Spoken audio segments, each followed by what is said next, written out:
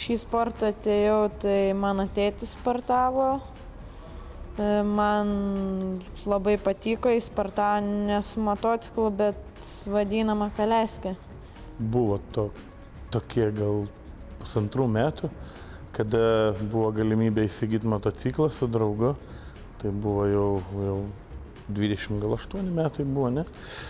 Svajonės įsipildymas. Nusipirkom ir pabandėm važiuoti su priekaba, ne? Turėjom KTM. Tai neilgai važiavam, porą varžybų ir baigdavosi ligoninėje visas varžybas, bet treniruočių važiavimas. 4 metų per gimtadienį man nupirko mažą motociklą.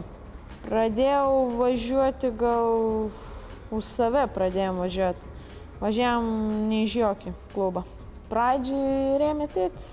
Gal kai mažas buvau, tai Europos IMBA čempionatas Čekijoje. Ten užėmiau 1. vietą.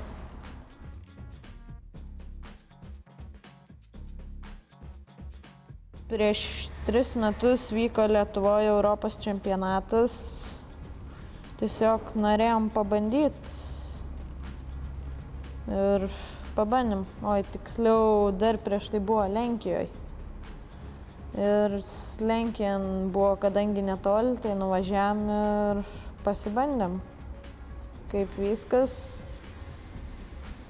Tiesiog taip ir pradėjom važiuoti. Sekėsi visai neblogai, šiek tiek trūko sėkmės, kad laimėt galėjo nemažai etapų laimėt, bet sėkmė pritrūko, tai motociklas sugedo, tai tiesiog liekant 2 ratam nukrenti ar dar kažkas trūko sėkmės. Be abejo, nebūtų tokių rezultatų, jei visa šeima nepalaikytų.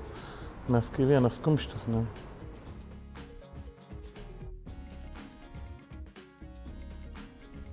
Nepasakyčiau, kad labai, gal tiesiog Europoje būna gal biški platesnės trasos, bet labai panašios. Tenais didesnė, labai didelė konkurencija, daug važiuojančių.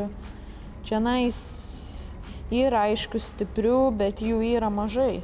Jų reiktų daugiau, reiktų 20 tokių. Kokie santykiai su Lietuvos motociklų sporto federacija? Santykiai pasiskambinam, palaikom santykius, ne? Aišku, jie patys vos kvėpuoja, ne? Kažkiek, kiek gali padeda, ne? Nėra ko iš jų norėti, jiem patiems sunku įsilaikyti, aišku. Norėtųsi, kad ateityje biškį pakeistų požiūrį į jaunus sportininkus, ne? Tai Lietuvos ateitis motociklų sporto.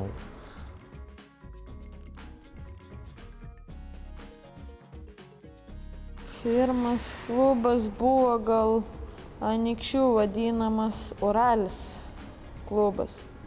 Tai buvo. Važiuoju Lietuvoje už Kėdainių Vedavos.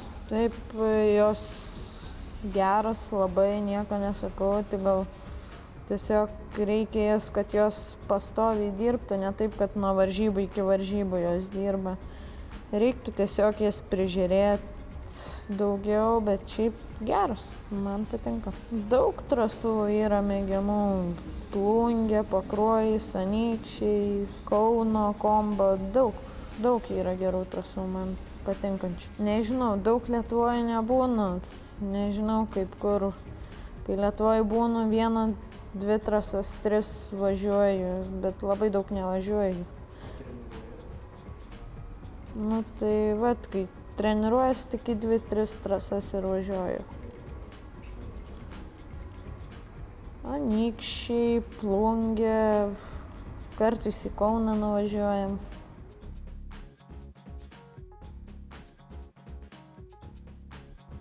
Traumą gavau, buvo pirmas ratas ir važiavau posūkį ir kitas priešininkas atvažiavo tiesiai į mane ir tiesiai į mano koją. Ir sulaužė koją. Dabar labai noriu važiuoti. Turbūt po 2 mėnesių. Gal pats pirmas tas momentas buvo perskandę, aišku, bet vėliau tai toks sportas. Visi žinojo, kad toks sportas be traumų neišeis. Traumas tai užgrūdina tiek tėvus, tiek vaikus. Pas mus kitoks požiūris biškiai, tai mes grįžtam po traumas dar stipresni psichologiškai. Ne?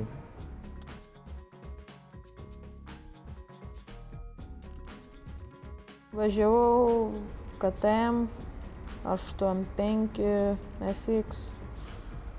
Dabar po traumos važiuosiu 125. Geras motociklas, stiprus, gan patvarus, variklis galingas. Mūsų didžiausias rėmėjas yra Anglijoje gyvenantis Rolandas Sakauskas, turintis Lituanika kompaniją ir Road 77 energetinis gėrimas. Ne? Tai Anglijoje viskas, aišku, yra ir Lietuvoje remiančių, tai Motoshop, Motopress, RG3, Aurimas Milevičius. Yra žmonių, kurie padeda. Tomas Kalaševskis, Mytas Padangas, Aiponė Tepalai, viskas su rėmimu. Kitaip mums jokių šansų nebūtų važiuoti motokrosą, nes mes esam paprasti žmonės. Turim tik sūnų, kuris neblogai važiuoja, dirba daug.